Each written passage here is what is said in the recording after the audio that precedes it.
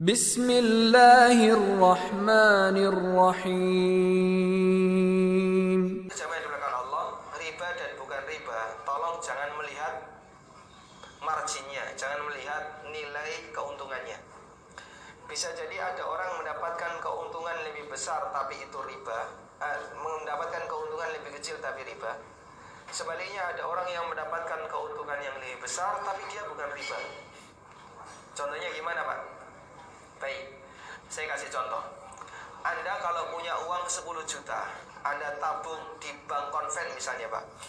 Anda dikasih bunga berapa, Pak? Sekarang bank konven itu bunga yang paling rendah 8 ya, 8,5%. Itu ada yang masih di bawahnya 9. Rata-rata 9%, ada yang sampai 8,5%. Itu pun bank harus menanggung risiko ada sebagian uang yang hilang.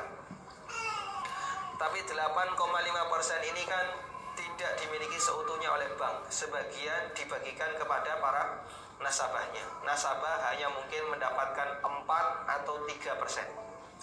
3-4%.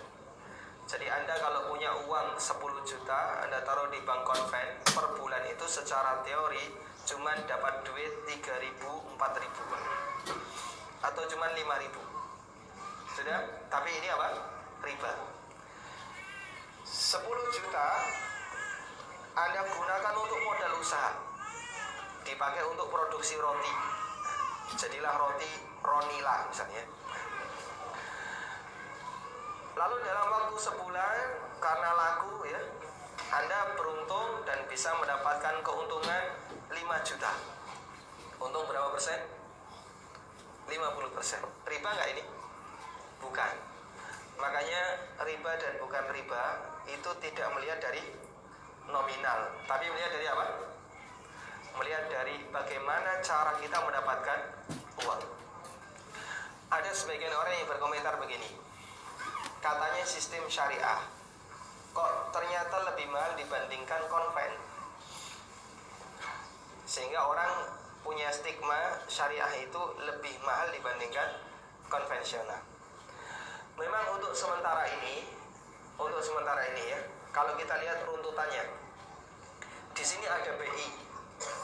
BI itu tidak mengutangkan uang, tapi BI sebagai lembaga regulatory body, sebagai lembaga pengawas untuk para pelaksana kegiatan perekonomian di bawahnya. Bank konven punya duit, dia menetapkan bunga 9%. Bank syariah sebagian modalnya 50% dari bank konven, sehingga dia pun terkena bunga 9% tadi. Makanya oleh bank syariah dia juga butuh margin dong. Akhirnya dia naikkan. Baik, kami ngambil margin 3%, sehingga jadilah bank syariah 11% atau 12%. BMT ngambil dana dari bank syariah, berarti bunga bank syariah juga kena 12%.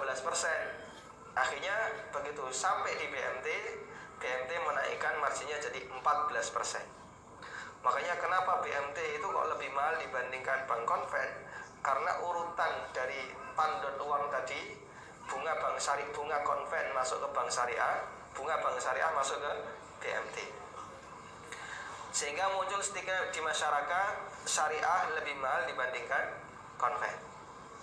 Baik, terlepas dari ini hadirin, kalau misalnya ada seorang developer, dia menjual rumahnya, dia menjual unit rumah tanpa bank, secara langsung kepada konsumen, misalnya pakai cash tempo selama 2 tahun. Tapi ternyata secara perhitungan harganya lebih besar dibandingkan suku bunga bank.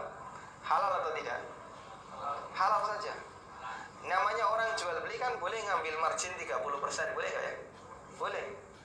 Atau dia ngambil margin misalnya 20%, boleh tidak? Boleh. Betul kalau Anda bandingkan dengan bank, kalah, karena bank itu cuma 8%. Tapi ini kan jual beli real.